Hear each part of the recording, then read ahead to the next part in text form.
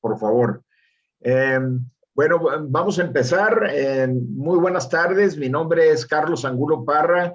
Tengo el honor de moderar este evento que viene siendo, vamos a ver, dentro del tercer foro, es el tercer foro, el tercer ciclo de conferencias de Plumas Azules, del Consejo de Plumas Azules, sobre Decisión 21, Democracia o Dictadura, en donde nuestros invitados, Salvador Beltrán del Río, Madrid, Ernesto Rodríguez Chávez, con los comentarios de nuestro señor embajador y miembro de Plumas Azules, que está aquí presente,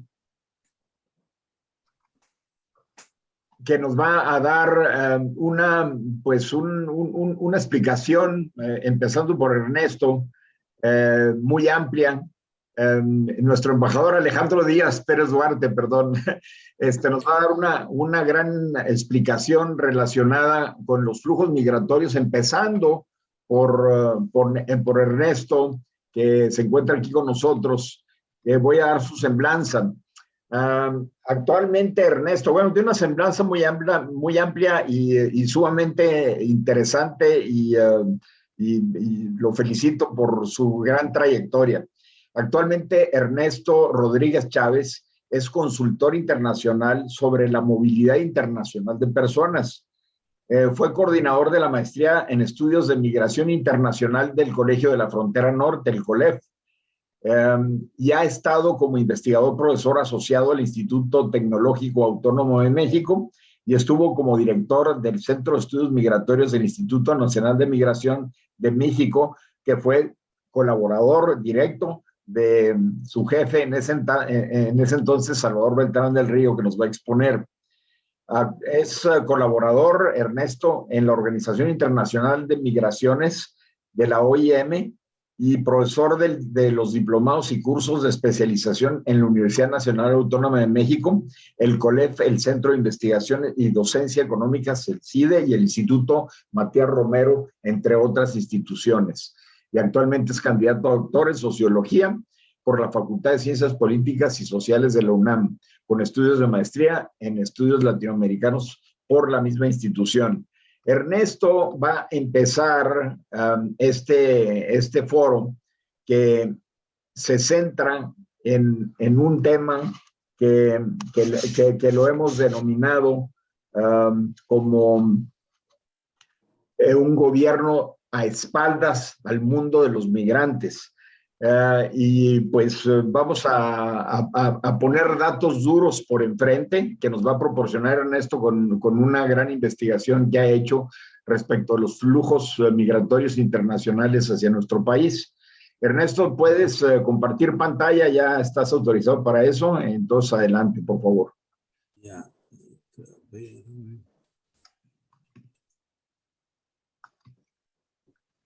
A ver, me dicen ahí sí. Está abriendo. Abriendo, sí, está un poquito lento esto. Ahí está ya, ahora sí ya se ve. ¿Ya la ven a pantalla entera o no, hay que ampliarla ahí, eso, exacto. Ya. Perfecto, ahora sí está entera. Listo.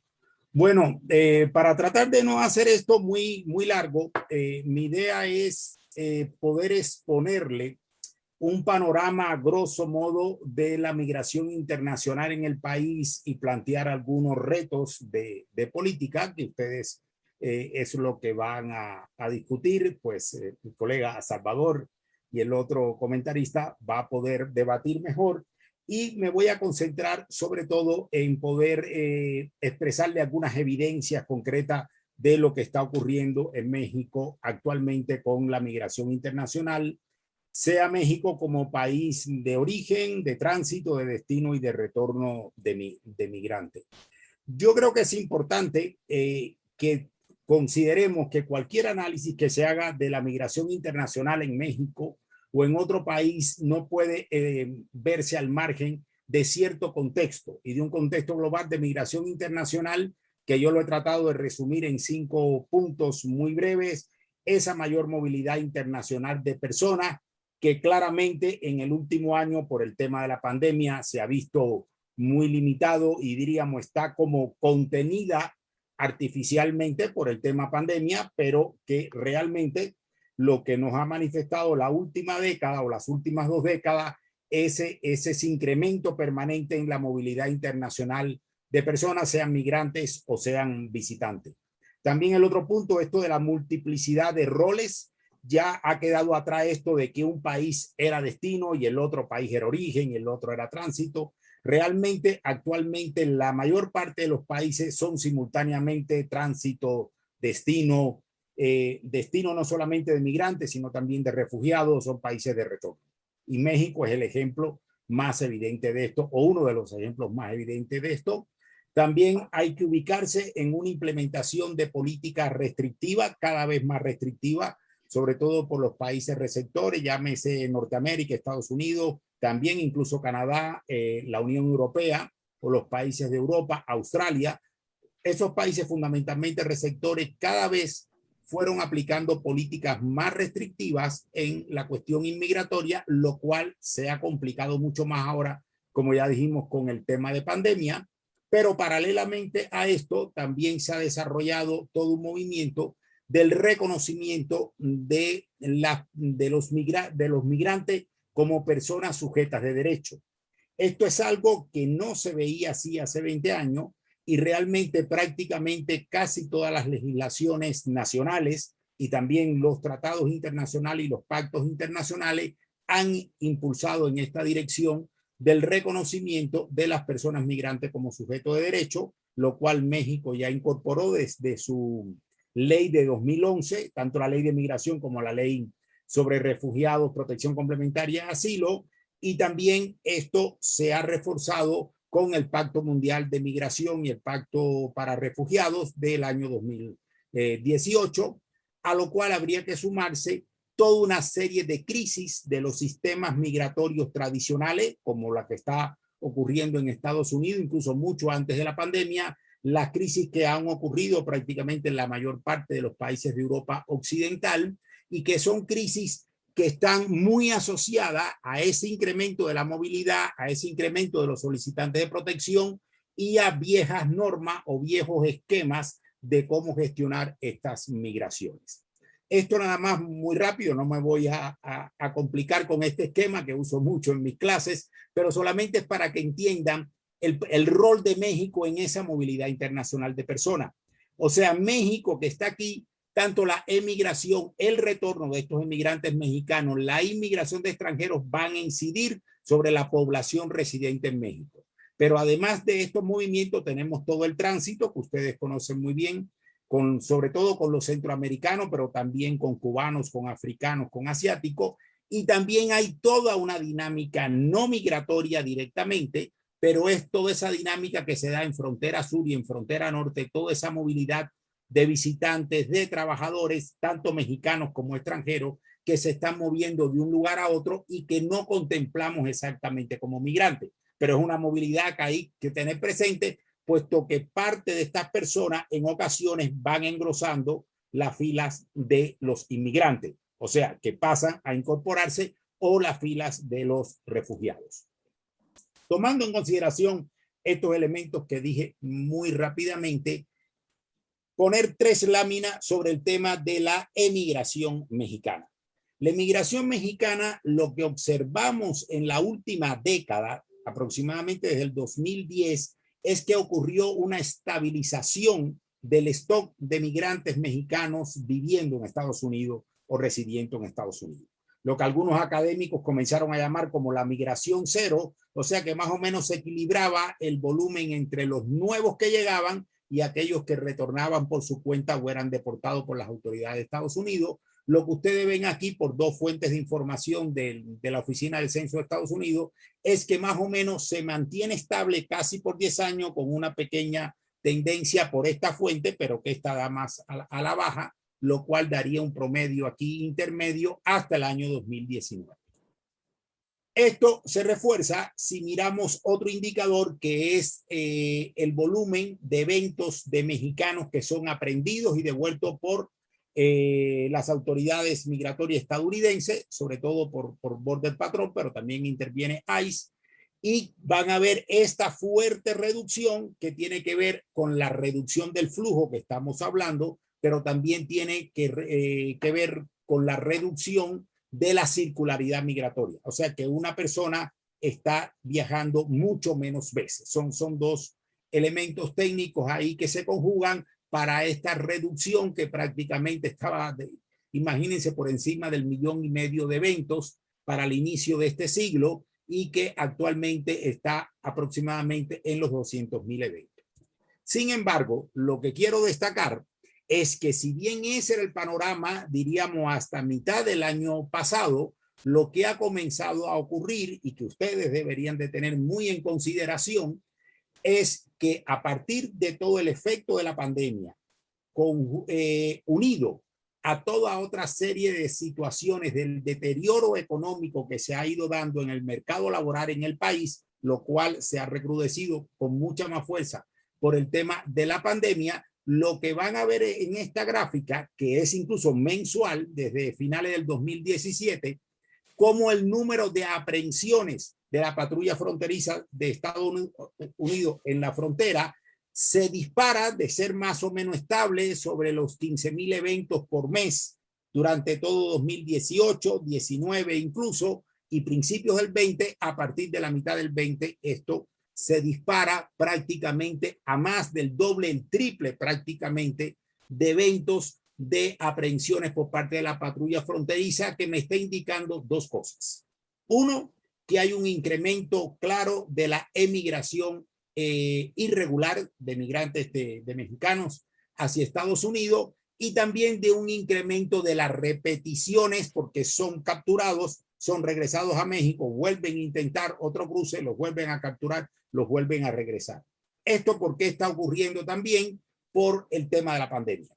¿Por qué razón? Estados Unidos durante los años previos estuvo aplicando una política de mucho más presión que incluía penas carcelarias para aquellos migrantes que reincidían en el intento de cruce irregular.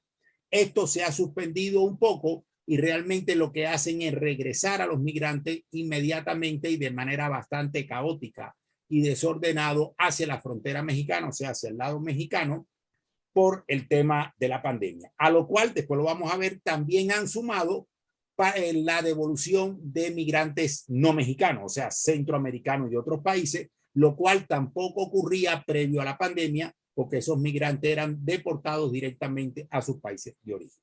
De manera que aquí lo que estamos viendo con la migración mexicana, para resumirlo, es esa estabilización que se dio durante los últimos 10 años y sin embargo un repunte importante para el último semestre y principios de este año, que habría que ver qué factores están influyendo dentro de la propia situación económico, social y de violencia en el país.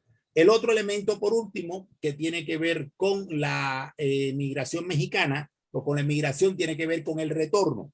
Esto es algo importante porque en la última década lo que se presentó fue un importante incremento del retorno, sobre todo desde la crisis financiera económica del año 2008-2009 en Estados Unidos.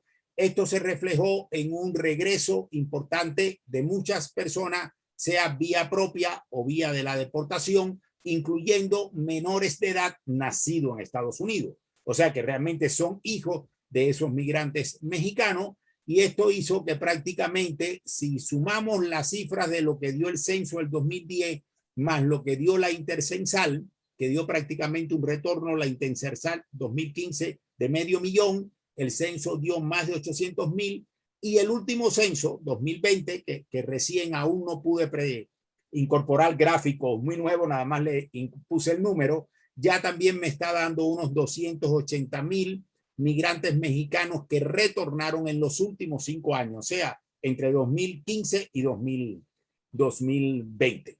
Más de 250,000 de mexicanos retornaron. Esto me indica dos cosas: que se sigue dando el elemento retorno vía propia y vía deportación, como un elemento importante a considerar, y sobre todo que junto con ese retorno viene un importante volumen de menores de edad hijos de estos migrantes, muchos de los cuales después tienen importantes dificultades para la inserción en el sistema escolar o en toda la inserción social en el país, puesto que no están acostumbrados, no hablan bien el idioma, no tienen los certificados escolares, etcétera, etcétera. Esto nos da un panorama de cómo está tanto en origen como retorno el país.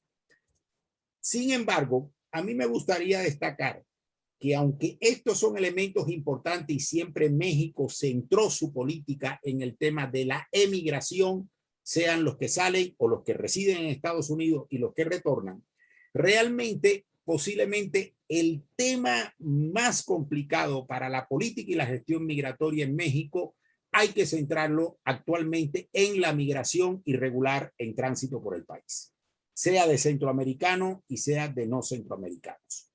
Esto me da una indicación de los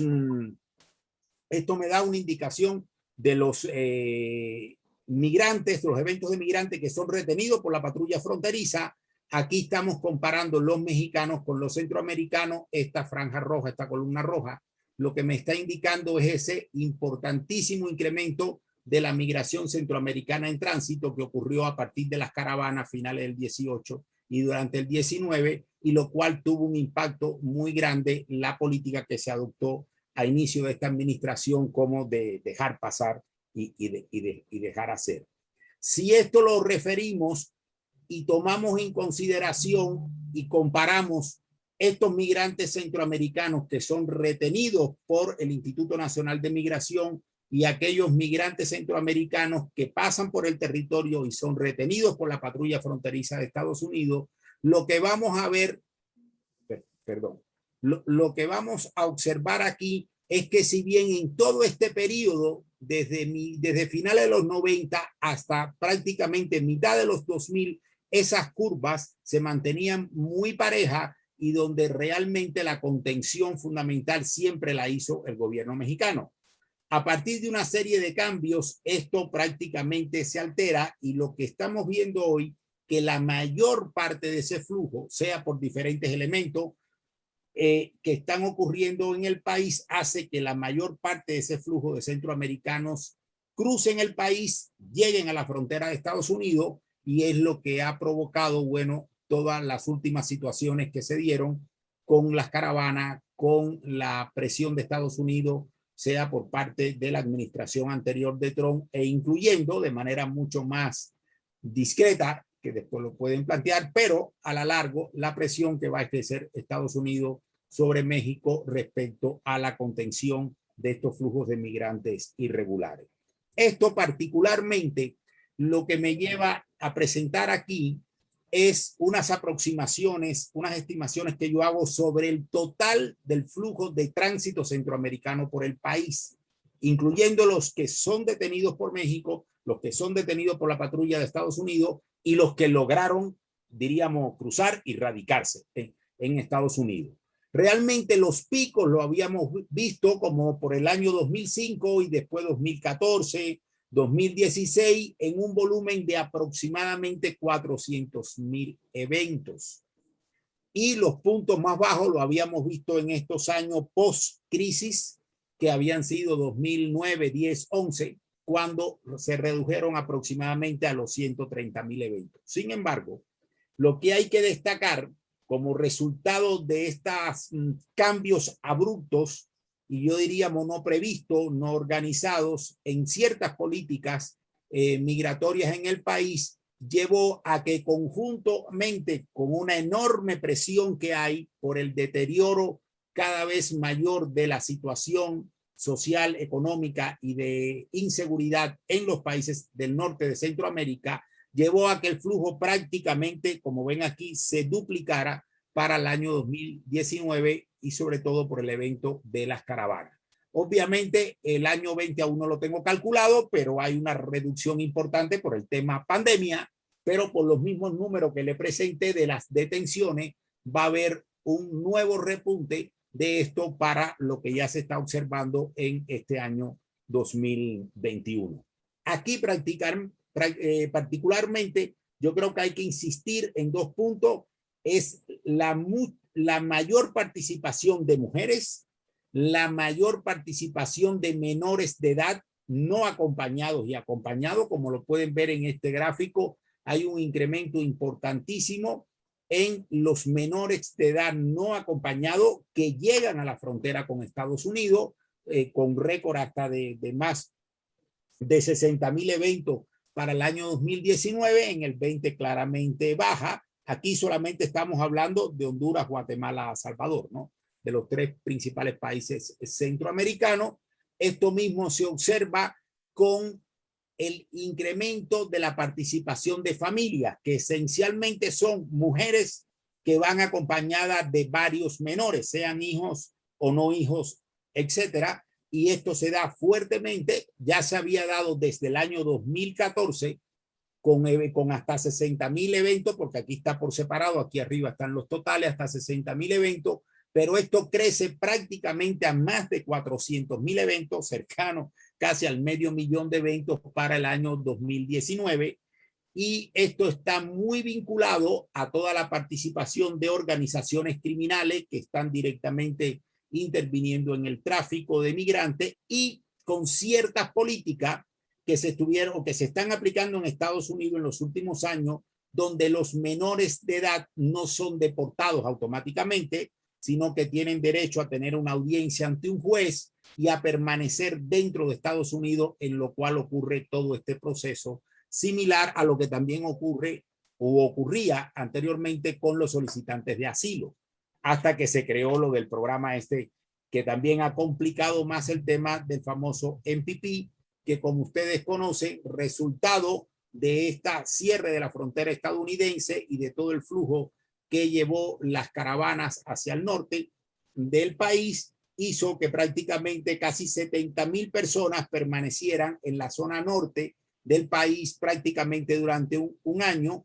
Ahora esto es lo que ha ido tratando de reactivar, diríamos, de desahogar la nueva política de Biden, pero realmente, como ustedes ya conocerán, esa política o esos enunciados no claramente dichos también se convirtieron en un elemento importante de efecto llamada, para decirlo de alguna manera, pensando que pudieran abrir la puerta a una reforma migratoria hacia nuevas oleadas, que es parte de lo que ha impulsado también todo este incremento en los últimos meses de la migración, tanto mexicana como no mexicana, además de las situaciones específicas que hay en México y Centroamérica de situaciones de expulsión, ¿no?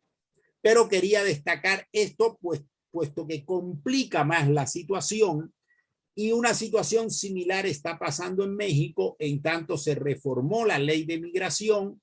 Los menores de edad no acompañados ahora no pueden estar en las estaciones migratorias, debían estar bajo la custodia del DIF. El DIF no tiene capacidades ni remotamente para atender estos volúmenes de migrantes, y lo que se hace es que realmente se queda una situación de bastante caos y desorden que ha llevado prácticamente a la situación más extrema, que es a militarizar la frontera sur, como ustedes conocen, y tratar de contener de manera directa, con presencia militar, todo el flujo migratorio, sean adultos o sean menores. Otro tema importante, y acá, aquí voy terminando, que yo creo que hay que considerar también dentro de los retos que tiene la política migratoria mexicana, es el incremento tan fuerte que ha tenido las solicitudes de protección internacional, llámese las solicitudes de la condición de refugiado en México, que de pasar de volúmenes que no pasaban de 1,000, 2,000 solicitudes, se cerró el año 2019 con más de 70,000 solicitudes, y aún el 2020 con la pandemia fue allá más de 40,000 solicitudes. Y en este primer trimestre, que no incorporé los datos ahí, realmente hay récord de solicitudes para un trimestre, lo que ya se está viendo. Esto está muy asociado también a el tema, como decía, de la migración de tránsito, donde parte de estos solicitantes de refugio hay una combinación de personas que sí están buscando a México como un destino, como un territorio para salvar su vida, y otros que realmente están tratando de emplear esta figura como para tener algún estatus que le permita continuar viaje y avanzar hacia Estados Unidos. Aquí la dificultad fundamental que está ocurriendo es el enorme retraso que hay en la resolución de estas solicitudes. O sea, hay un atraso de más de 60,000 solicitudes que aún no han sido resueltas, y que por lo tanto los migrantes llevan ya en México un año bajo otras figuras como la de razón humanitaria, y donde su trámite de solicitud de refugio no se termina de resolver. Y aquí tiene que ver también con esta situación donde no se le han destinado a la Comar los recursos, el personal necesario para poder enfrentar resueltamente esta enorme situación. Por último, me voy a referir muy brevemente, aquí no tuve ya tiempo de actualizar estos datos. Lo importante es que gradualmente lo que hemos visto en las últimas décadas, México como destino de extranjeros, México como receptor de aquellas poblaciones que ven a México como un lugar para vivir, para trabajar y para insertarse socialmente, ha habido un incremento, sobre todo en las últimas 2-3 décadas, pero ojo, el incremento mayor de esto realmente no son de personas extranjeras. Son personas nacidas en el exterior, pero ya comenté, son realmente mexicanos porque son hijos de mexicanos. Y al ser hijos de personas mexicanas, por tanto, estos, aunque hayan nacido esencialmente en Estados Unidos, no están en condición de extranjería en el país y son mexicanos por nacimiento, de acuerdo con la norma mexicana. Por tanto, tendríamos que fijarnos más que en estos números acá de 900, 1,000,000, tendríamos que fijarnos en estos números de acá. O sea, yo diría que aún con el número que me está dando el censo 2020, que me dice que hay más de 1,200,000 personas nacidas en el exterior, los reales extranjeros estaríamos hablando de un aprox de 500,000. O sea, menos de la mitad de ese número son los reales extranjeros, porque hay que considerar como otro 500,000 que son estos hijos de mexicanos, aunque van a aparecer ahí porque son nacidos en Estados Unidos y que también tiene otro reto. Entonces, esto se lo quería destacar. Y por último, esta lámina solamente para que tengan, aunque me falta actualizarla al 20, estas nacionalidades fundamentales, cómo están creciendo. Claramente el número mayor siempre va a ser estadounidenses, aún los mayores de edad, sobre todo por la presencia de personas jubiladas, pensionados, inversionistas, etcétera, que hay también toda la presencia tradicional de guatemaltecos en el sur, pero aquí lo interesante son estos que estoy marcando en verde, que tienen que ver con migraciones mucho más recientes de los últimos 10, 15 años, el caso de Colombia, el caso venezolano, que es el grupo más dinámico y más reciente de los últimos 6, 7 años, no hay comparación. Ya Venezuela se ubica hoy prácticamente en el tercer puesto, por encima de, bueno, junto con Guatemala, prácticamente al mismo nivel y por encima de otros grupos más tradicionales. También el caso del incremento de Honduras, aunque ya en un número mucho más bajo. También el caso de Cuba, Salvador, Canadá, Francia, pero en números mucho más pequeños. Recuerden que con todo este incremento aún que ha habido de los extranjeros que se radican en México, no constituyen más del 1%. Dicho de otra manera, son menos del 1% de la población del país. O sea, sigue siendo un número extremadamente reducido respecto a la dimensión de la población mexicana. Por último, digo un par de puntos. Es importante, yo creo que los retos fundamentales de política para México con este panorama estaría en el tema del ordenamiento de la frontera sur. Sigue siendo un tema pendiente, no es nuevo, pero cada vez se agrava más esta situación. El tema de los flujos de migrantes irregulares, sobre todo en tránsito, cómo combinar el tema de la gestión de la contención con la protección de derechos, el tema de la creación de capacidades para poder atender a estos grandes volúmenes, no solamente de migrantes irregulares, sino también atender el tema de los solicitantes de protección internacional, que no están siendo, a mi entender, correctamente atendidos, el tema de cómo lograr realmente una cooperación regional en ambos sentidos, con Estados Unidos y con Centroamérica, de manera realmente efectiva y equilibrada, y no solamente responder a la coyuntura, cómo reintegrar a todos estos migrantes deportados mexicanos y a sus hijos que vienen con ello, y cómo se asume realmente un debate transparente a fondo de temas muy complejos, que realmente no son fáciles, como el tema del tránsito irregular, como el tema de México como receptor y como la cooperación con Estados Unidos. Aquí yo lo dejaría, perdonen que me extendí un poquito. Muchas gracias. Muchas gracias, Ernesto. Verdaderamente una perspectiva bastante amplia. Déjame ver cómo bajo esta pantalla de aquí. Y ahora vamos a presentar, ahora sí, vamos a presentar a nuestro siguiente expositor, Salvador Beltrán del Río, Madrid. Salvador es egresado de la licenciatura en Derecho en la Universidad de Monterrey y cuenta con una maestría en estudios latinoamericanos por la Universidad de Nuevo México y maestría en Derecho en la Universidad de Harvard. Fue diputado federal en la 56 legislatura del Congreso de la Unión, en la que formó parte de las comisiones de gobernación y puntos constitucionales, de vigilancia de la Contaduría Mayor de Hacienda y especial para la reforma del Estado. Ocupó distintos cargos en la dirigencia nacional del Partido Acción Nacional, siendo consejero nacional y secretario de Estudios y Relaciones Institucionales. Fue director general de la Fundación Miguel Estrada Iturbide y ha desempeñado diversos cargos en el gobierno federal, en los que destaca que fungió como cónsul general de México en Nueva York. Le tocó el 11 de septiembre de 2001 con una muy destacada participación. Fue director general de Asuntos Internacionales de la Secretaría de Energía, subsecretario de América Latina y el Caribe de la Secretaría de Relaciones Exteriores y comisionado del Instituto Nacional de Migración. En el sector privado ha sido abogado dentro de la firma internacional Baker McKenzie y director de asuntos externos y gubernamentales en la empresa Sierra Oil and Gas. Y desde el 2019 a la fecha, actualmente es director de la Escuela de Gobierno y Economía de la Universidad Panamericana. Salvador, muchas gracias. Adelante.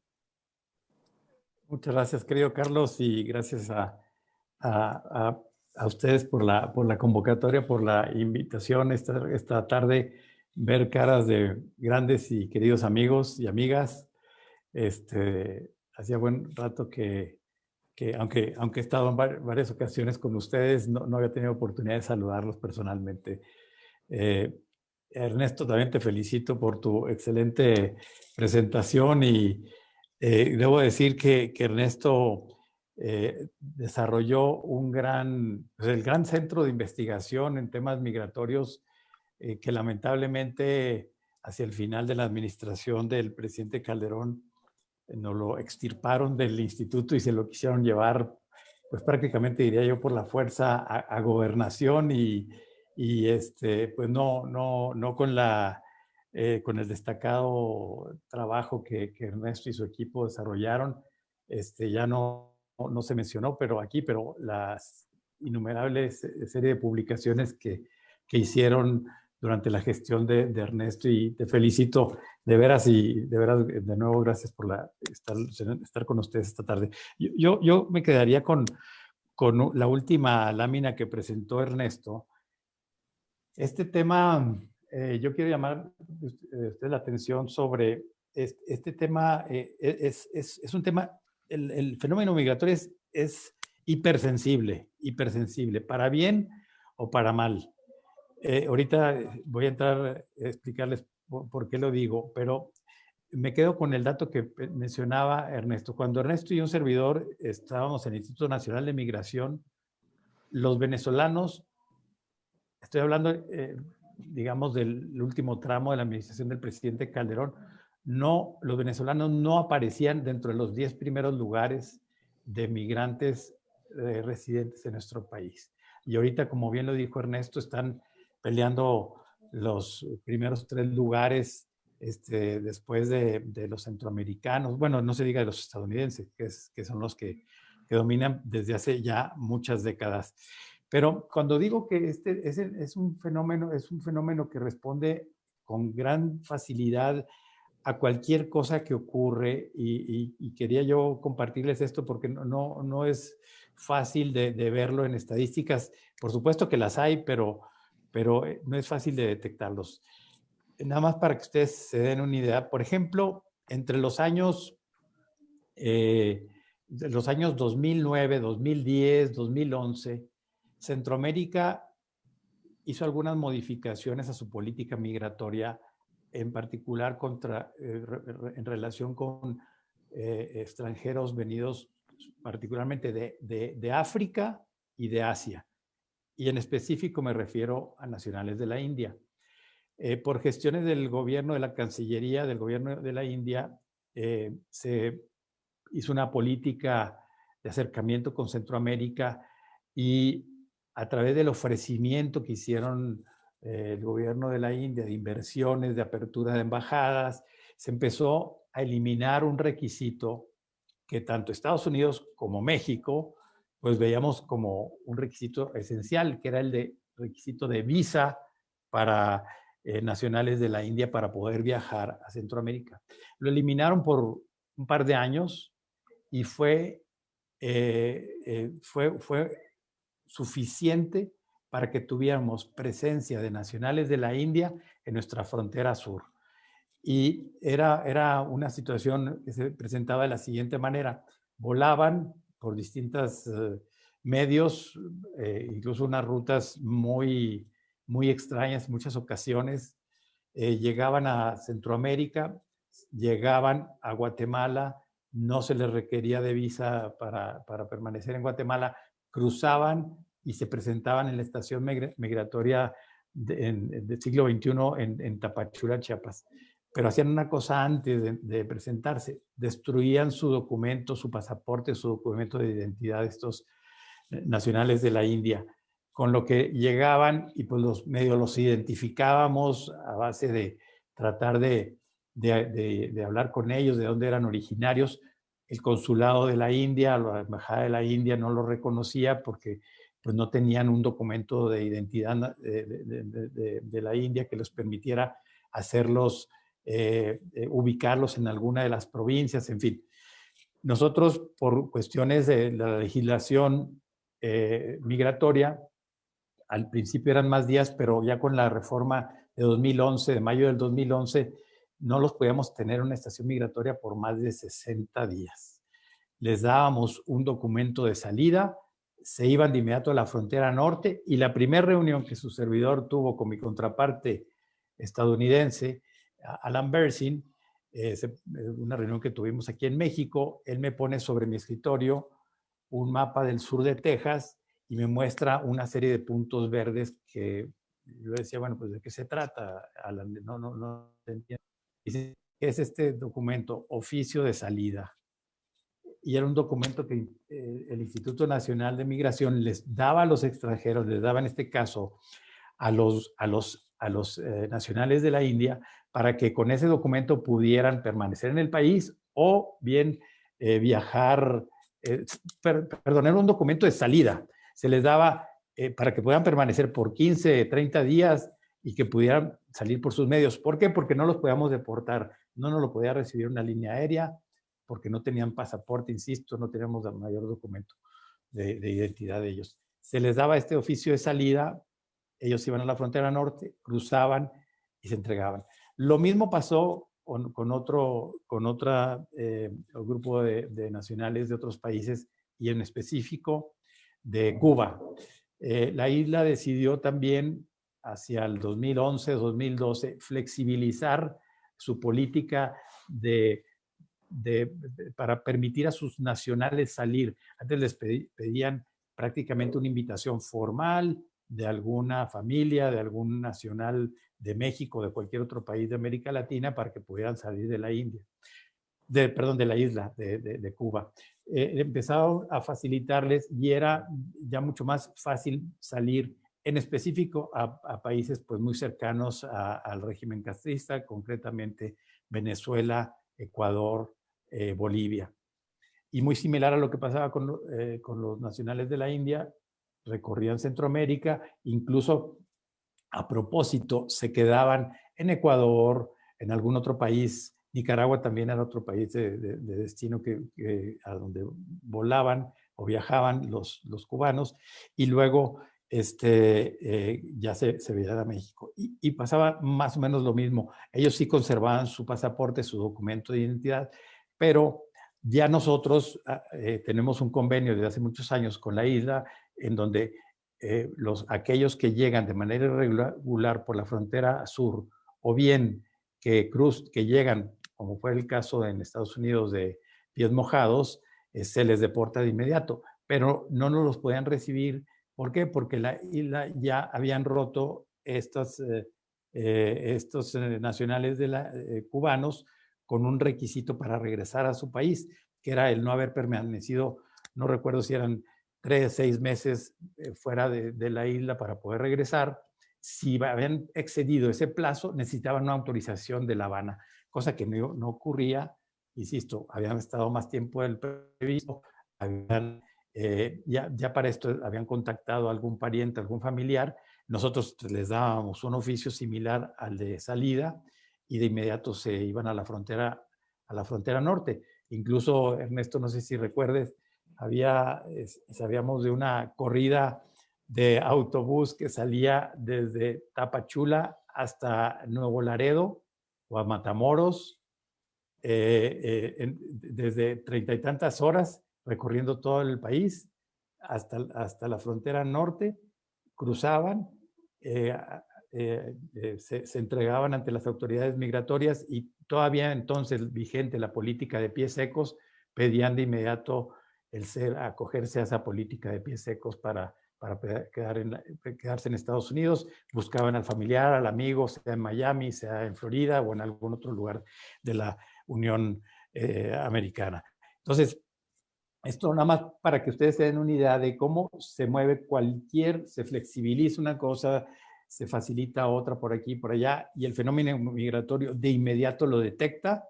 Y bueno, no digamos ahora con las redes sociales, entonces estoy hablando de hace 10, 12 años, pues no estaban, no tiene la presencia que tienen ahora, pero ahora con más razón pues se difunden todos estos tipos de información.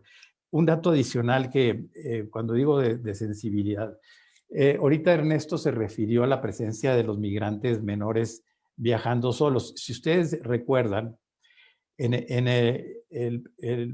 bueno, obviamente ahorita lo estamos viendo día a día, pero entre los años 2013 y particularmente entre octubre del 2014 y junio del 2015, llegaron a nuestro país más de 50,000 menores de edad centroamericanos viajando, la mayoría de ellos solos. Fenómeno que ni Ernesto, ni a la comisionada Cecilia Romero, ni a su servidor nos tocó ver durante la gestión de nosotros en el Instituto Nacional de Migración. Nada más para que se den una idea, aquí tengo el dato de lo que nosotros nos tocó ver en el caso de mayor número de menores centroamericanos acompañados o no acompañados, fue en el año del 2007 con casi 7,000. De ahí fue bajando hasta que hizo crisis este fenómeno de los migrantes viajando solos entre 2014 y 2015. Y cuando digo que es sensible, también es un tema, un fenómeno que y no se diga con ahora que nosotros les llamamos fake news, todo lo que se divulga de manera falsa. Si ustedes recuerdan, el actual presidente Biden, entonces como vicepresidente, hizo un viaje a Centroamérica, si mal no recuerdo haber sido en el año 2013, y dio a entender, habló con los presidentes de de Centroamérica y dio a entender de que se buscaría la reunificación familiar.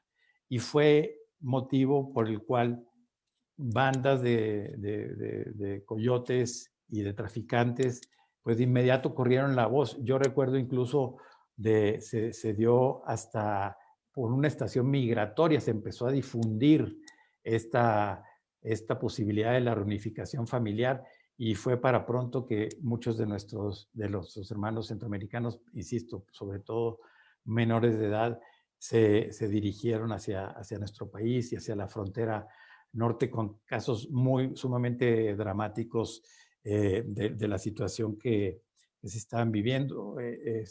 No sé si recuerden por ahí, lo vi en un noticiero estadounidense, una menor de edad, no llegaba ni siquiera a los 10 años, cargando en brazos a su hermana bebé, que fue asegurada, si mal no recuerdo, en Laredo o en Bronzeville, no recuerdo exactamente dónde, pero un fenómeno, bueno, una situación realmente de drama humano terrible. Insisto, esto lo que yo quiero a ustedes sensibilizarlos, pues es justo de que vean esta situación de cómo responde el fenómeno migratorio a situaciones, incluso muchas veces fuera de control. Le diga, pues por supuesto que el vicepresidente Biden de ninguna manera en su momento en el viaje a Centroamérica prometió nada. Simple y sencillamente estaba tratando de buscar un mejor trato hacia los centroamericanos, y en este caso hacia los menores que habían quedado, sobre todo en Honduras y en El Salvador, habían quedado abandonados por sus padres y estaban buscando la reunificación. Ahorita, con la actual administración del presidente Biden, y vamos a ver lo que nos dice, pues en escasa hora y fracción, en su mensaje que hoy en la noche va a dar, y donde uno de sus temas pues más importantes, porque pues sí, y más difíciles es este definitivamente. ¿Por qué? Porque nos va a dar extraordinarias noticias de lo que está haciendo con el tema de la vacuna, cómo han podido ellos resolver o avanzar en el combate al COVID en ese país, cómo su plan de infraestructura no se diga, en fin. Pero el tema migratorio sigue siendo una crisis, Viene la vicepresidenta, va a reunirse con el presidente de Guatemala la próxima semana, va a tener también una reunión, entiendo que virtual, creo que presencial, con el presidente de Guatemala, y virtual con el presidente López Obrador. Pero sigue siendo el punto más débil y difícil para la administración de Biden. Lo consideran a un presidente débil frente a la mano dura de Trump, y que está haciendo crisis, particularmente en nuestra frontera de Tijuana con San Diego, en donde escuchaba yo a nuestro buen amigo de Ernesto y mío, Rafael Fernández de Castro, hace unos días comentar pues de la crisis que ellos vivieron en Tijuana con la llegada en 2016, en la administración todavía de Peña Nieto, 20,000 haitianos, de los cuales todavía ahorita hay más de 5,000 que no pudieron cruzar a Estados Unidos. La caravana de más de 10,000 hondureños en 2018, y la presencia ahora de más de 70,000, 2019, perdón, de MPPs, sobre todo hondureños, y que, como bien lo dijo Ernesto, pues con la pandemia se detuvieron todas las gestiones que se estaban haciendo. Pero además de esto, y señalo el viaje que acaba de hacer hace unas semanas el enviado especial por el presidente Biden a Centroamérica, Ricardo Zúñiga, quien anunció y viajó anunciando el paquete de $4,000 millones de inversión en Centroamérica, y de este paquete cerca de 800 millones de dólares en una primera aportación e inversión a Centroamérica, y más los 310, o sea, ya 310, perdóname, de los 800 que señaló Ricardo Zúñiga recientemente, forman parte de estos 4,000, es como una primera entrega, pero la vicepresidenta Harris acaba de anunciar hace un par de días 310 millones de dólares adicionales. Y que por primera vez, diría yo, este paquete, insisto, vamos a ver qué nos dice en un momento más el presidente Biden, están involucrando a la iniciativa privada, que es algo que en su momento, en un par de encuentros que tuve oportunidad de estar representando a México en una ocasión como subsecretario de América Latina y el Caribe, y en otra ocasión como comisionada de migración con la entonces secretaria de Estado Hillary Clinton, cuando ella planteaba los caminos de la prosperidad, Paths to Prosperity. Entonces, el gran problema y el gran reclamo de los centroamericanos hacia ella era, pues, ¿dónde está la plata? ¿Dónde está el recurso con el que me vas a apoyar? A diferencia de aquella ocasión en donde, pues sí, realmente era la administración del presidente Obama, que no tenía muchos recursos. Ahorita sí hay recursos, sí hay dinero por parte de la administración de Biden. Insisto, estos 4,000 millones de dólares que se están anunciando y estos 310 millones de dólares adicionales.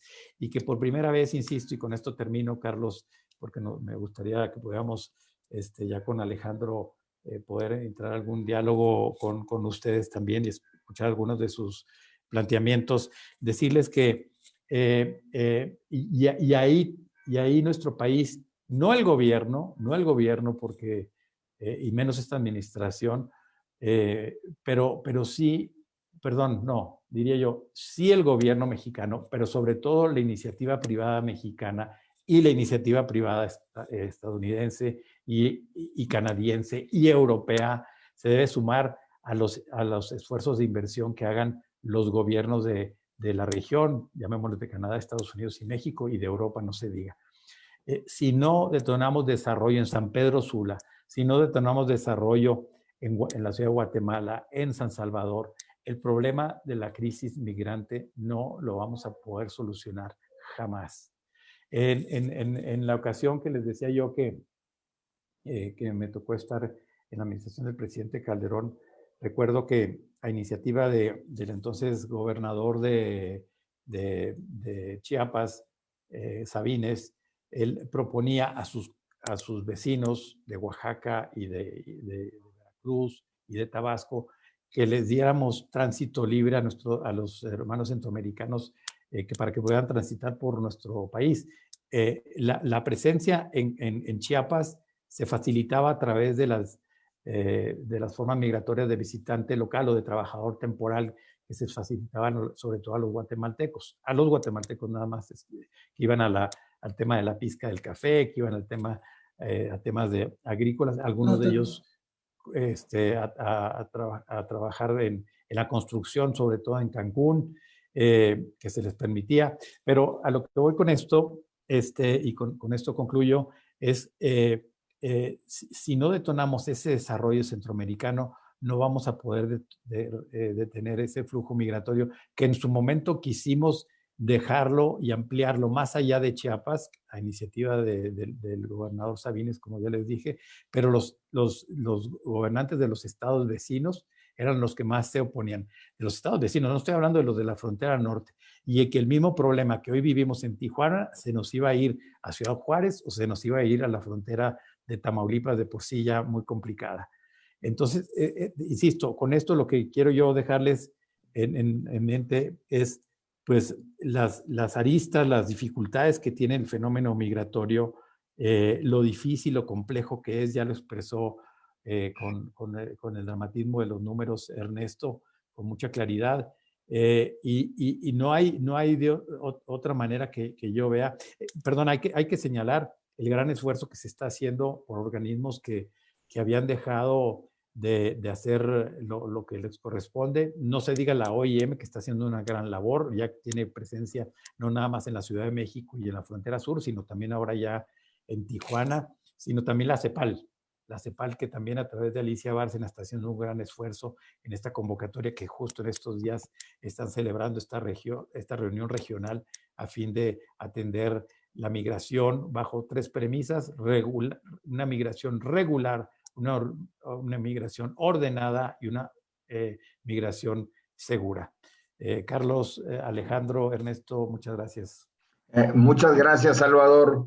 Realmente es una problemática muy extensa, muy compleja, y ahora vamos a tener los comentarios de nuestro honorable representante del Consejo de Plumas Azules, don Alejandro Díaz Pérez Duarte, el embajador Alejandro Díaz Pérez Duarte. Él fungió como embajador de México en Grecia, en Austria. Él fue secretario de la Comisión de Relaciones Exteriores y fue asesor de los comités de relaciones exteriores en las cámaras de diputados cuando fue diputado federal. Además, él fungió como representante permanente ante los organismos internacionales con sede en Viena. Don Alejandro, el embajador Díaz Duarte, es egresado de la Universidad Iberoamericana, nuestra alma mater, de ingeniero mecánico electricista, y además estudió ingeniería económica en la Escuela Técnica de Múnich. Alejandro, tus comentarios, por favor. Muchas gracias. Pues mira, yo creo que lo que apunta Salvador es muy atinado. El problema es qué genera la migración. La gente quiere vivir mejor y cuando no lo logra en su país, busca cualquier salida. La migración se ha dado durante centenas de años. Muchas veces migraban toda la población desde las estepas de Asia Central hasta Europa, y a veces de muchos países salían a poblar, o por lo menos a tener establecimientos en muchos países afuera de su continente. Indios, hindúes y chinos se establecieron en muchos lugares del planeta. Y no hablo de hace 10 años, hablo de hace 100 años. Bueno, si la gente quiere vivir mejor, la forma no es de detenerla con bardas ni con elementos policíacos. Creo que lo atinado es ayudar a tener fuentes de trabajo en el origen del problema. Y miren, el problema que tiene Estados Unidos y México por ser vecino palidece frente a los problemones que tiene Turquía frente a la Unión Europea. Porque allá no estamos hablando de 100,000 o de 200,000, estamos hablando de 1 o 2 o 3 millones de refugiados por año. O sea, el problema tiene que ser solucionado en el origen, o es muy complicado hacerlo en los pasos intermedios. Yo creo que sería muy bueno reforzar este argumento con Biden, con los embajadores norteamericanos en nuestros países, para que vean la urgente necesidad de invertir para detonar trabajos en las localidades expulsoras. Si no lo hacemos, vamos a seguir sufriendo este problema por los siglos por venir. La única forma de detener a la gente es ofreciéndole buenas condiciones de vida donde han nacido, donde viven y donde crecen. Claro, entonces el problema de seguridad, especialmente en El Salvador. Mucha gente de El Salvador salió huyendo allí por los problemas de la guerra y por los problemas de las maras. Y esos problemas son adicionales a la falta de trabajo. También tienen que ser atendidos. Y lo que México puede ofrecer no es darles trabajo necesariamente dentro del país, sino que empresas mexicanas den trabajo dentro de los países expulsores de migrantes. En la medida en que podamos ayudar en esto, vamos a ir solucionando los problemas pues, de México y de nuestra vecindad con Estados Unidos.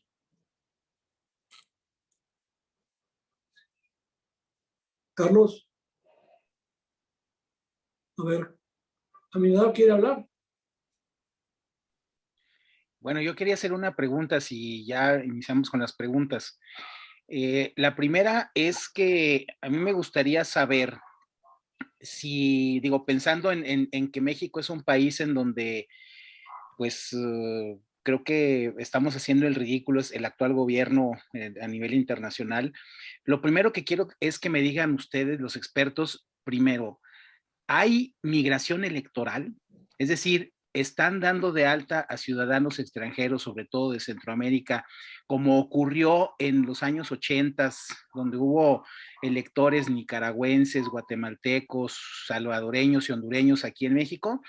Y digo, porque finalmente ya sabemos que hay médicos cubanos y hay asesores venezolanos. Entonces, bueno, yo les pregunto eso. Y la segunda cosa que les pregunto rápidamente es, la verdad, a mí, yo recuerdo cuando, pues, sobre todo por lo que hace un momento mencionó Salvador, que lo que hay que hacer es, pues, darles desarrollo a los centroamericanos para que no vengan, ¿no? Digo, yo lo pongo en ese léxico que puede ser difícil.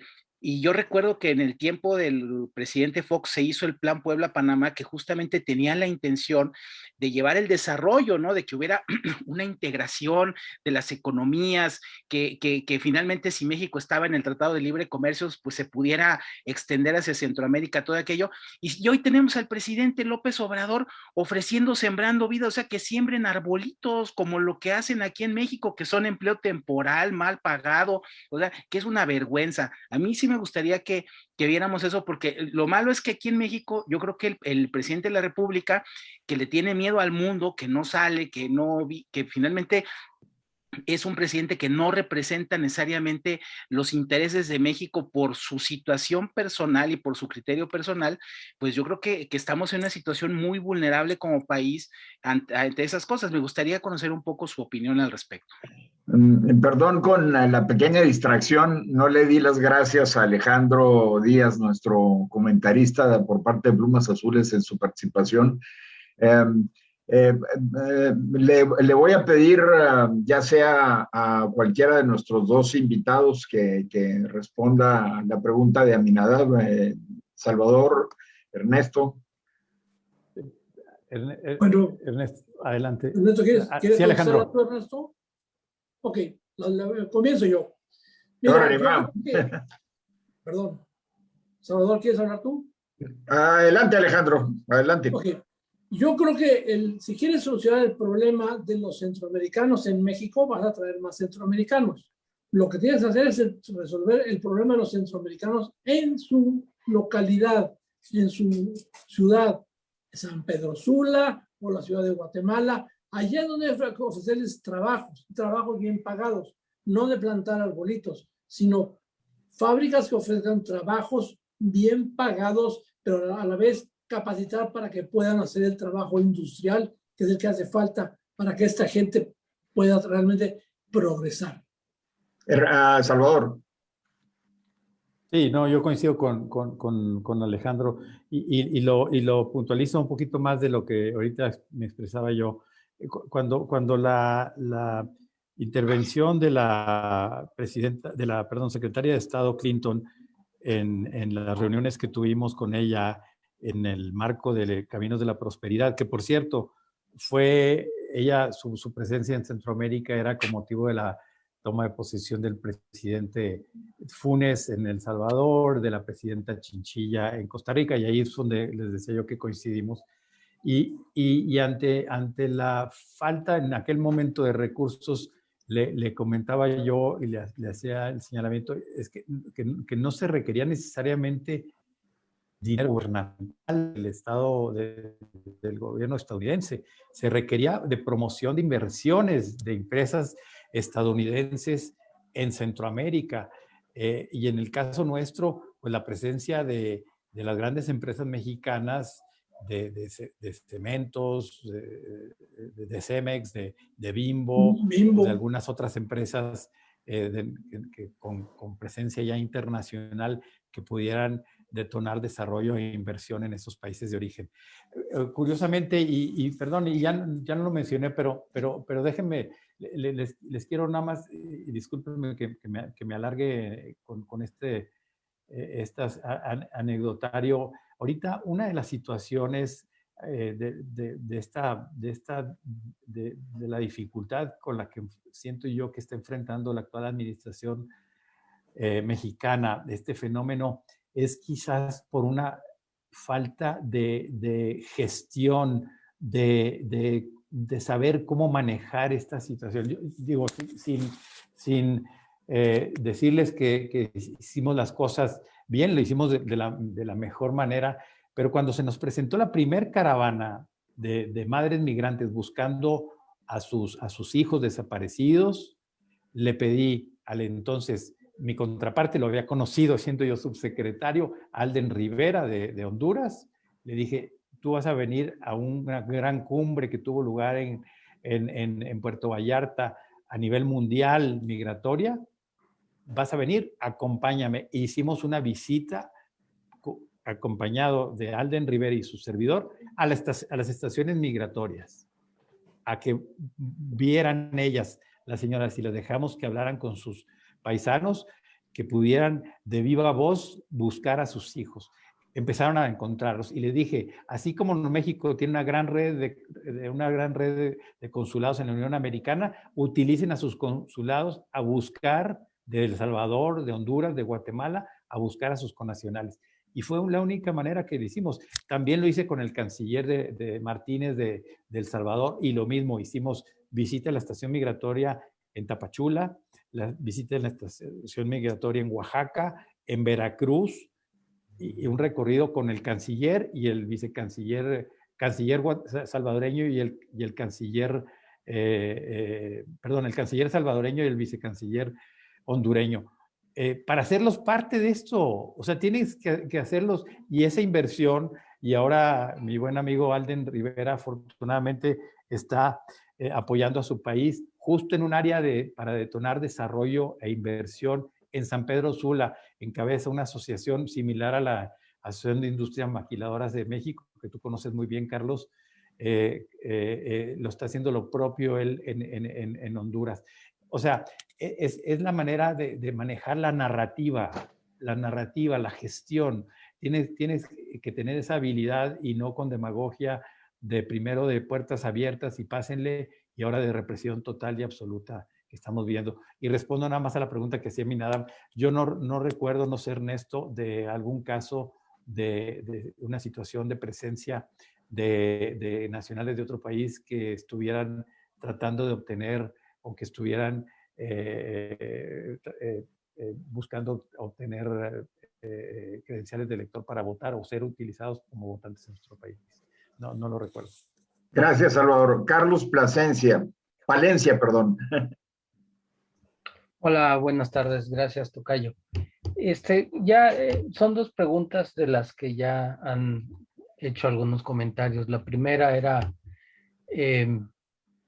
qué contradictorio parece ser la política de puertas abiertas que había dicho el presidente López Obrador al inicio del sexenio, de pásenle, no hay problema, lleguen hasta Estados Unidos, y si no pueden, pues quédense aquí y vemos cómo les damos trabajo. Incluso las maquiladoras, las estaban mencionando, estuvieron atentas para ver cómo se contenían en la frontera norte y dándoles trabajo.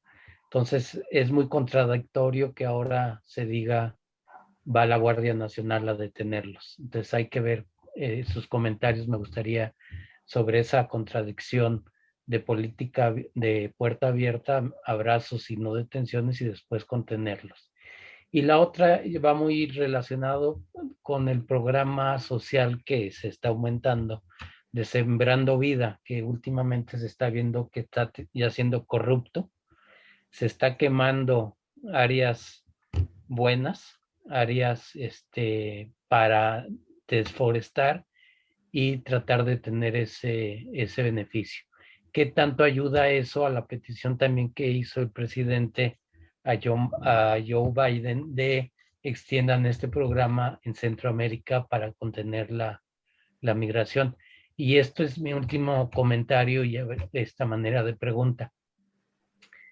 El contener a los migrantes en el sur-sureste lo que está haciendo es desplazando también oportunidades de trabajo a los propios mexicanos.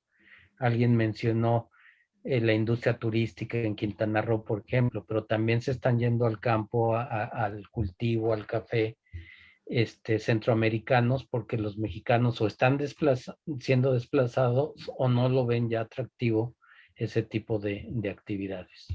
Esos serían comentarios o preguntas, tocayo. Muy amable, tocayo. Salvador, ¿quieres contestar? Y Ernesto y Alejandro, si quieren contestar también.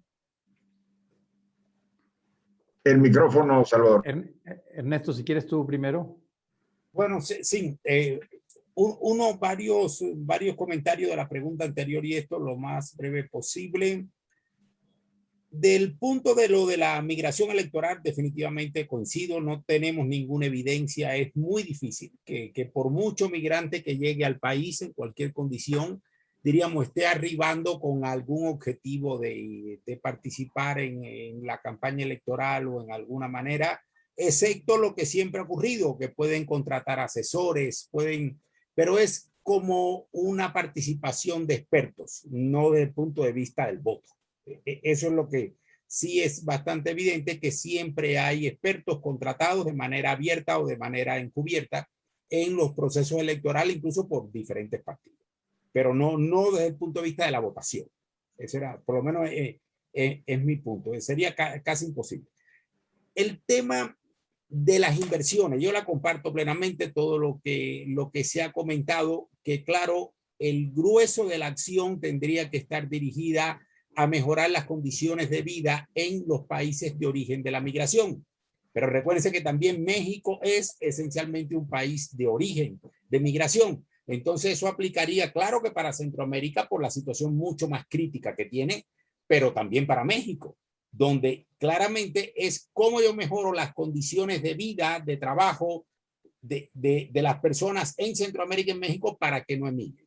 Entonces, yo estaría de acuerdo con todos estos programas, con todo lo que se pueda invertir, sobre todo por la vía de la inversión privada, y coincido en la poca viabilidad de programas tipo Sembrando Vida, y eso prácticamente no tiene ninguna viabilidad para diríamos, hacer sustentable la reproducción de las personas en su lugar de origen y evitar la migración, pero lo que sí quiero mencionar es que aunque se vayan los miles de millones de dólares en ayuda financiera de Europa, Estados Unidos, Canadá a Centroamérica, eso no es suficiente.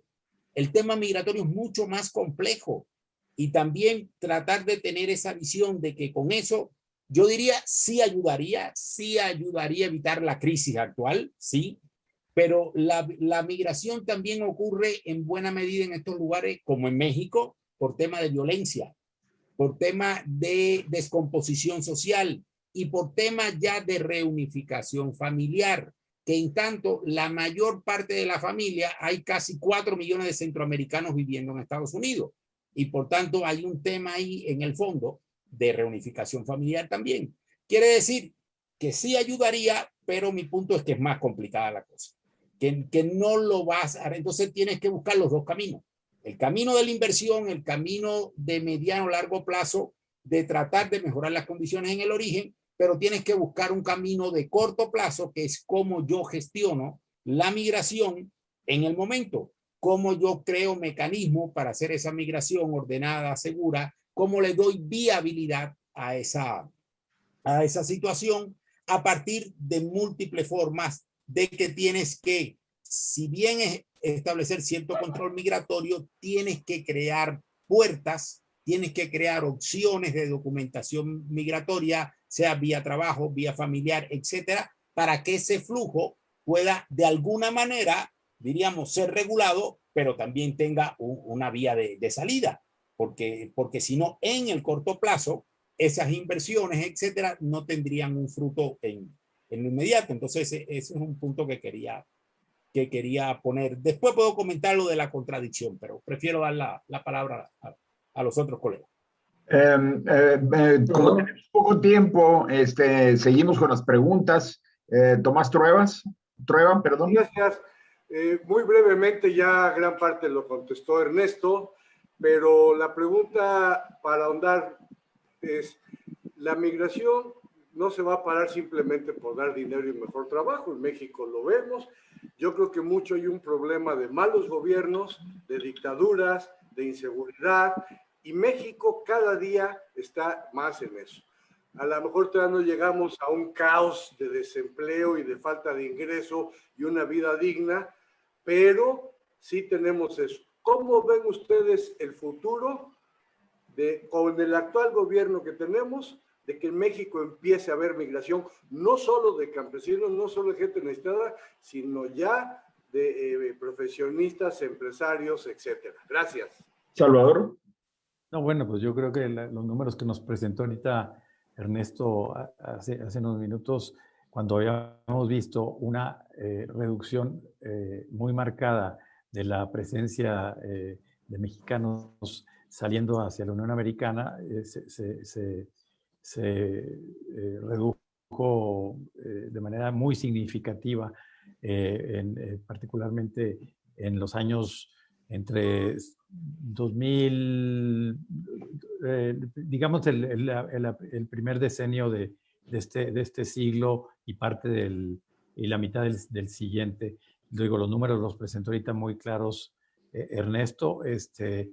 Nada más para que se den una idea, justo fue en la administración del presidente Obama en 2009, muy al inicio de la administración del presidente Obama, cuando se tuvo el mayor número de deportados, repatriación de mexicanos de Estados Unidos hacia México, de más de 600,000. Ahorita los números que presentaba Ernesto, insisto, se vinieron muy hacia abajo hasta llegar a la famosa, llegar hasta la famosa migración cero. Que si mal no recuerdo, Ernesto, tú me corriges, creo que fue más o menos 2011, 2012 cuando se dio ese cruce. Yo nada más quisiera también, digo, yo coincido contigo, Tomás, que yo estoy viendo este fenómeno de salida de empresarios, no son los números de nuestros paisanos saliendo del país, pero sí ya muchas personas vuelven a buscar como opción el emigrar a algún otro país, llámese Estados Unidos o incluso Europa o algún otro país de América Latina. Yo acá también, de Carlos, de la pregunta que se hace rato, Carlos, nada más te doy un dato también, aquí tengo los números enfrente de mí, Carlos. Las formas migratorias de trabajador fronterizo es una forma que México ha venido dando desde la administración, si mal no recuerdo, del presidente Zedillo, para que pudieran venir centroamericanos a algunas actividades, particularmente en el tema agrícola. Te doy un dato: 2019 y 2020 parte del cultivo de café se quedó en la mata y se echó a perder porque no hubo mano de obra ni mexicana ni centroamericana que viniera a piscarla.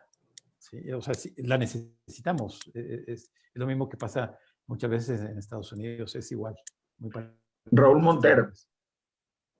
Gracias, buenas tardes. Saludos a Ernesto, a Salvador y al embajador Alejandro Díaz.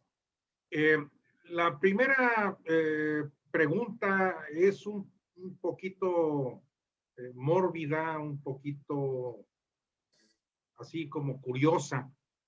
¿Qué saben ustedes de esa presión que hizo Trump sobre el gobierno mexicano hace 2 años, en el cual amenazó a López Obrador de cerrar la frontera a las exportaciones mexicanas, y si lo hacía, entonces no había ningún problema siempre y cuando cerrar la frontera sur?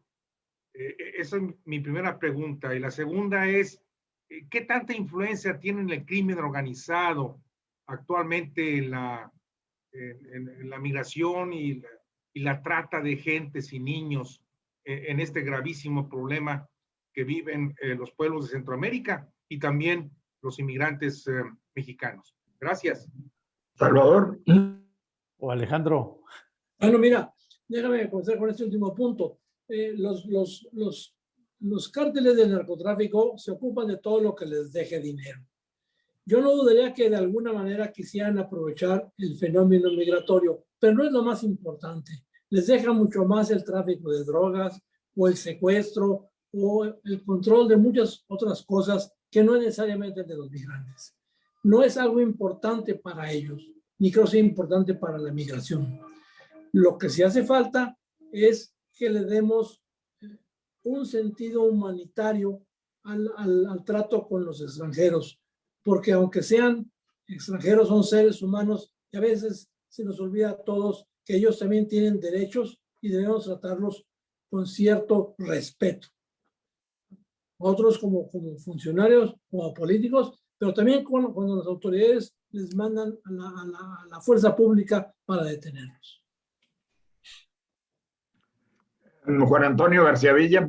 Bueno, pues muchas gracias, un saludo a todos y mi gratitud a los tres expositores.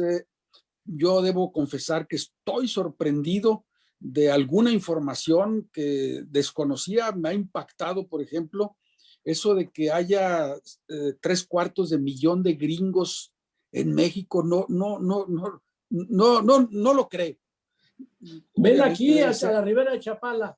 No, bueno, por eso, pero mira, si de manera, estoy calculando que aquí en Torreón debería haber 7,500, yo creo que no llegan ni a 200. Me ha sorprendido, vaya, me ha sorprendido.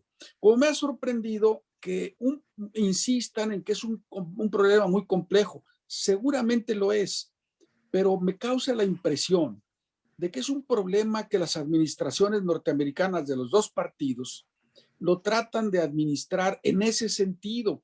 Miren, hay cosas que a mí no me caben. ¿Por qué la costa oeste de Estados Unidos está plagada, pero plagada de coreanos, de filipinos, de chinos, y a los centroamericanos de eso es imposible llegar? ¿Cómo llegaron tanta cantidad de dominicanos que hay en Nueva York bueno, los puertorriqueños lo entiendo por provenir de un estado libre y asociado? ¿Por qué no hay nicaragüenses, ni panameños, ni costarricenses en ese plan? Hay algo que yo no alcanzo a entender, francamente, no lo alcanzo a entender. Ahora, y esto es la pregunta que les formulo. ¿Es un hecho que la población de Estados Unidos está en un acelerado crecimiento en su envejecimiento? Necesita inmigrantes, necesita además mano de obra para este tipo de actividades a los que van los inmigrantes. ¿Por qué la hacen tan complicada? Yo francamente no lo entiendo. Además les ayudamos a que se complique. Yo no creo que el problema, ¿por qué México tuvo que padecer este problema de ser de tránsito? ¿Cómo llegaron tantos dominicanos a Nueva York? ¿Cómo llegar? Bueno, los puertorriqueños probablemente se les facilitó. Entiendo que los cubanos ricos estén en Florida, pero ¿por qué está tan complicado esto? Los Estados Unidos, si siguen con esa política tan restrictiva, yo creo que en una década van a estar pidiendo vengan.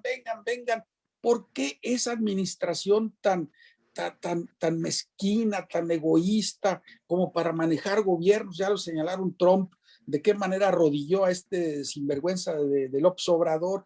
Pues no necesitamos que nos lo digan, eso fue evidente, que cambió la política de un día para otro. Nada más anunció el establecimiento de cuotas compensatorias a productos sensibles mexicanos y cambió la política no de Estados Unidos, la mexicana. Muchas gracias. Esa me gusta para Ernesto. Abre tu micrófono, Ernesto.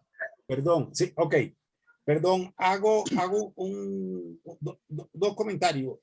Respecto a esta última pregunta, sí es cierto que hay una contradicción, pero la explicación en eso está en lo siguiente. La oferta de inmigrantes hacia Estados Unidos es mucho mayor que la demanda de inmigrantes. Estados Unidos está como sociedad en un proceso de envejecimiento, eso es claro, y cada vez va a necesitar sobre todo más fuerza de trabajo, pero la oferta que hay es muy superior. Entonces hay una forma de que si los dejaran pasar a todo, realmente habría una sobreoferta. El problema fundamental de la crisis del sistema estadounidense, que sigue teniendo los formatos o los mecanismos de migración documentada de hace 20 o 30 años y no los ha ajustado a ser mucho más flexible para que parte de esa migración irregular pueda llegar a Estados Unidos de manera regular. Eso es, yo creo que es la famosa reforma migratoria que se ha tratado de hacer durante los últimos 10 o 15 años en Estados Unidos y que ahora dice Biden que la va a tratar de hacer. Vamos a ver cómo sale, pero eso crearía un poco de postura más de equilibrio. Pero hasta ahorita los números lo que nos dicen es que la oferta es mucho mayor a lo que demandan ellos de fuerza de trabajo. No obstante, tengan en cuenta un dato, que en Estados Unidos de manera documentada, cada año aproximadamente 1 millón de personas adquieren una green card o una residencia permanente en Estados Unidos. 1 millón cada año. Y no obstante, aún no es suficiente. O sea, se requeriría que sea mucho más flexible en las visas de trabajadores temporales, en otra serie de programas para trabajo, reunificación familiar, para crear ese equilibrio del mercado que se está diciendo. Otro comentario nada más muy rápido respecto a las organizaciones criminales. Yo diría que sí, aunque el negocio migratorio no es el principal negocio de las organizaciones criminales, concuerdo con eso, pero ojo, ellos asumieron el negocio migratorio. La migración dejó de ser un tema, esa migración de los coyotes de manera individual por la frontera, eso no existe. Toda la migración irregular, sea centroamericana, sea mexicana, está controlado por las organizaciones criminales. Prácticamente el grueso del tráfico de migrantes pasa de una u otra manera o por derecho de piso o por viaje directo con organizaciones criminales. Eso era lo que quería. Yo nada más agregaría, discúlpeme, al tema que abordó y en respuesta a la pregunta que hace el licenciado García Villa. Hace unos 10 años más o menos, el entonces el exalcalde de Nueva York, Mike Bloomberg, hizo una propuesta muy interesante que decía que al certificado de la maestría, del doctorado, del MIT, de Harvard, de Princeton, de alguna de las universidades grandes de Estados Unidos, había que engraparle, así lo dijo, hay que engraparle una green card. ¿Por qué? Porque Estados Unidos se está quedando sin científicos preparados. ¿Por qué? Porque son chinos, porque son de la India, porque son de alguna otra nacionalidad, de que vienen a estudiar, que se preparan aquí y que luego se regresan. Y él ejemplificaba el caso de un exitosísimo empresario de la India que estudió magníficas calificaciones, magníficos estudios, y empezó a trabajar en el Silicon Valley y al ratito ya no le renovaron su green card y fue a abrir una empresa que compite con Silicon Valley en la India. Entonces dice, esas personas preparadas, capacitadas, sobre todo los norteamericanos blancos no estudian más allá del high school en el mejor de los casos. Sí es necesario y también mexicanos, en este caso, pueden ser mexicanos o de alguna otra nacionalidad de América Latina quienes puedan en un momento dado aspirar a trabajar en empleos muchísimo más calificados en Estados Unidos. Le voy a suplicar a nuestros expositores si nos esperamos un poquitito más para hacer un combo de 3 preguntas y cerramos. Empezamos con Iván Paoli, luego seguimos con el embajador Julio Fessler y terminamos con Javier Paz. Adelante, Iván. Bueno, muy rápidamente, yo creo que hemos subestimado el problema del crimen en Latinoamérica, que si aquí en México estamos muy mal, allí están mucho peor. La cantidad de homicidios por cada 100,000 habitantes es mucho mayor prácticamente en todo Centroamérica, quizá con excepción de Costa Rica, y Panamá, de lo que tenemos. Entonces, ese es un problema que habría que combinar con la solución económica, la inversión privada, etcétera. Simplemente quería dejar el comentario porque ciertamente el problema del crimen organizado en Centroamérica es muy grave. Gracias. Embajador Julio Fessler. Embajador y paisano. Quisiera mencionar la importancia de la iniciativa privada en este problema. es necesario que haya más y más inversiones mexicanas en Centroamérica. La pregunta sería si hemos tenido experiencia favorable en acercarnos a organizaciones empresariales mexicanas para excitarlas y apoyarlas en sus promociones en Centroamérica. Y desde luego reclutar a la Secretaría de Economía para apoyar la inversión mexicana en Centroamérica. Javier Pazas. En principio quiero agradecer a Alejandro, a Salvador y a Ernesto sus excelentes exposiciones. Nos han dado luces que yo en lo personal extraordinarias. Muchas gracias. Segundo, el problema de inmigración considero que es un problema mundial.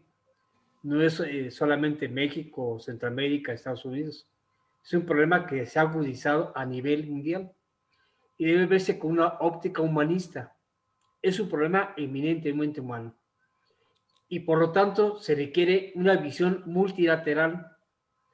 Yo considero, y es mi pregunta, si es factible pensar en acciones multilaterales de Centroamérica, México, con Estados Unidos, para darle una óptica distinta a esta y una salida humana al problema.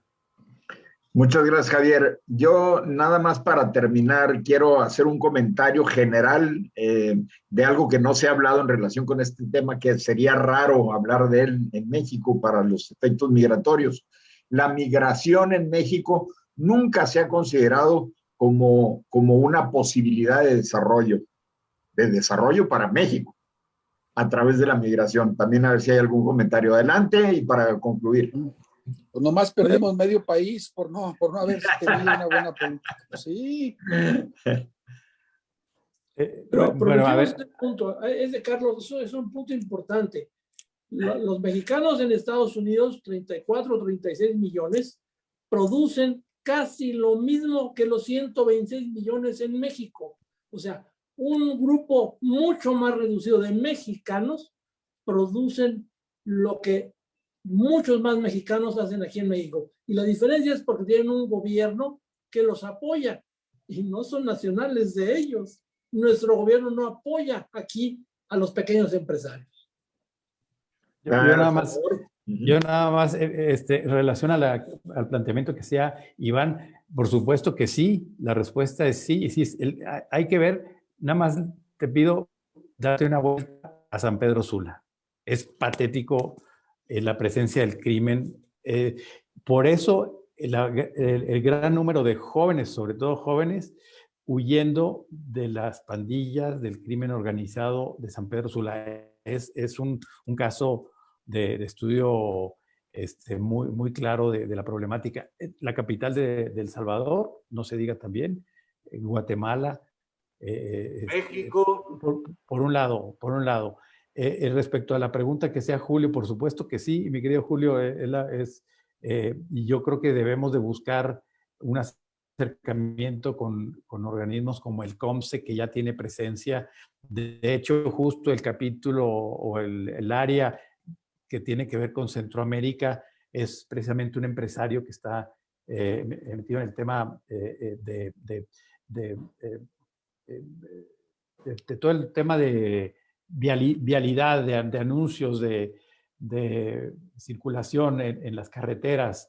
Es un empresario mexicano que está metido concretamente en San Pedro Sula, en Honduras, con inversiones bastante fuertes y que tiene presencia en Centroamérica. Y respecto a lo que también mencionaba Javier, pues sí, por supuesto que es un tema humanitario. Ahorita, perdón, ya no le respondí a Carlos cuando hablaba de la presencia de la Guardia Nacional. Bueno, pues si está una institución que México ha exportado, los OPIs, los oficiales de protección a la infancia, los hemos exportado, son casos de estudio en la Unión Europea y en otros países de lo bien que se pueden hacer las cosas. Los grupos beta de atención a migrante que rescatan a migrantes centroamericanos o mexicanos también en la frontera norte o en la frontera sur. O sea, yo creo que tenemos grandes herramientas, la presencia de ONGs. Ahorita, quien está salvando al país en la frontera de Tijuana con San Diego son ONGs y organizaciones internacionales, empezando por la OIM. gracias a ellas. No es ni siquiera el gobierno del estado, ni el municipal, ni no se diga el federal, ¿eh? Es gracias a la presencia de ONGs. Quisiera preguntar simplemente el papel que están desarrollando nuestros embajadores en Centroamérica. A lo mejor están en serios problemas ellos para cumplir sus obligaciones ante esta crisis que en cada país centroamericano existe y que el embajador mexicano, pues creo que sigue siendo una persona de importancia. Claro. Alfredo Schultz, un comentario ya para cerrar. Sí, cómo no, muchas gracias. Buenas tardes a todos. Miren, yo creo que hay un esquema que se podría manejar, que podría intervenir la iniciativa privada mexicana, que tiene experiencia en eso, y las empresas americanas para el desarrollo de Centroamérica. Se ha hecho en varios estados del norte del país con la cuestión de las maquilas y el esquema de shelter. Ese es un esquema que ayuda mucho para que una empresa americana se pueda establecer en un país centroamericano, en donde la empresa mexicana con el conocimiento del shelter podría dar todos los otros apoyos que no sean necesariamente el operativo, y la empresa americana con el proceso operativo. ¿Por qué digo esto? Porque ese tipo de empresa genera muchísima mano de obra. Aquí en Chihuahua resolvimos mucho el problema de mano de obra y también en muchas partes del país y parte del Bajío mediante ese esquema. Es un esquema que requiere para cierto tipo de operaciones al principio poca capacidad de los trabajadores, pero poco a poco se van capacitando allá. Obviamente ese esquema ha cambiado ya aquí en el norte, en donde la capacidad de los trabajadores pues ya es para cuestiones aeroespaciales y para otro tipo de cosas.